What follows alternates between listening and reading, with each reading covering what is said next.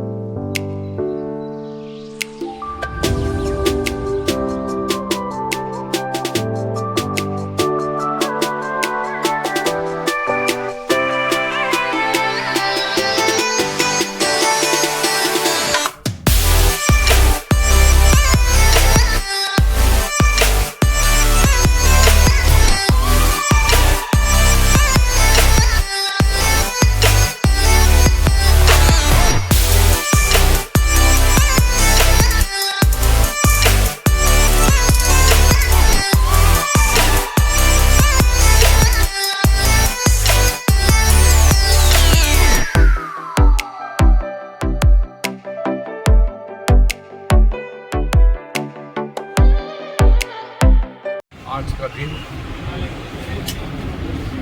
हज़रत मोहम्मद मुस्तफ़ा सल्लल्लाहु अलैहि वसल्लम అంటే ప్రాఫిట్ మొహమ్మద్ సల్లల్లాహు అలైహి వసల్లం పుట్టినరోజు. ఈరోజు యావత్ ప్రపంచంలో అన్ని దేశాల్లో ప్రాఫిట్ మొహమ్మద్ సల్లల్లాహు అలైహి వసల్లం పుట్టినరోజు ఘనంగా అందరూ ఒక పండుగ వాతావరణంగా జరుపుకుంటున్నారు. మరి మా ఖురాన్ అండ్ హదీస్ ప్రకారంగా ప్రాఫిట్ మొహమ్మద్ సల్లల్లాహు అలైహి వసల్లం ఒక మతానికి, ఒక ముస్లిం మతానికి కాకుండా ఆయన రహమత్ అంటే మొత్తం ప్రపంచానికి రహమత్గా పంపించడం జరిగింది.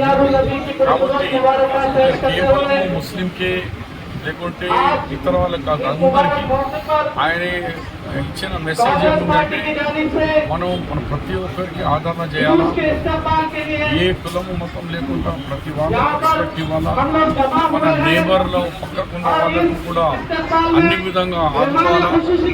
కానీ కొంతమంది ఇస్లాం మతము ఏదో కత్తులతో తలవాళ్ళతో వచ్చింది కాదు. ఇస్లాం మతం మన ఇండియాలో ఒకసారి వచ్చింది కేరళలో కాసర్గోడ్, తర్వాత వచ్చింది సింధ్ నది మీద, అంటే కరాచీ పాకిస్తాన్ నుంచి. ఇప్పుడున్న పాకిస్తాన్ అప్పుడు ఇండియానే ఉండే, అప్పుడు రాజా దాయర్ అని హిందూ రాజానే ఉండే. అట్లా ఈ ఇండియాలో ఈ ముస్లిం మతం వారితోనే రాలేదు, ప్రేమ భావంతో కేరళలో ఫస్ట్ వచ్చింది కాసర్గోడ్లో. అక్కడి నుంచి మొత్తం సౌత్ ఇండియా దేశమంతా ముస్లిమ్స్ ఇక్కడ 1400 సంవత్సరాలు, దాదాపు 1500 సంవత్సరాల నుంచి వచ్చిన బాబర్తో కాదు, వీళ్ళతో కాదు. ఇది సూఫిజం. మరి స్కాలర్స్ అలాంటి రిలీజియస్ మన అజ్మీర్ షరీఫ్ దర్గా, హజరత్ నిజాముద్దీన్ దర్గా, వాళ్ళందరూ రాజులతో కానీ కత్తులతో కానీ ఏం చేయలేదు. వాళ్ళంతా ప్రేమ భావనతో హిందూ ముస్లిం అన్ని మతాలకు కలుపుకొని పోయే భావనతో ఈ దేశంలో మన ముస్లిం సోదరులు కానీ ఈ మతానికి ఇంత పెద్ద ఆదరణ దొరికింది. కాబట్టి ఈరోజు ఆయన పుట్టినరోజు చాలా ఘనంగా నిజామాబాద్లో జరుపుకుంటున్నాం. దానికి నేను కూడా ఇక్కడ నిజామాబాద్ ముస్లిం సోదరులే కాకుండా ఇప్పుడు నాతోని రత్నాకర్ గారు ఉన్నారు, కేశవేణు గారు ఉన్నారు, మరి దాయర్వేదని హిందువులు ఒక ముస్లింతో సహా హిందూ సోదరులను కలుపుకొని నిజామాబాద్కు ఒక మంచి చరిత్ర ఉంది.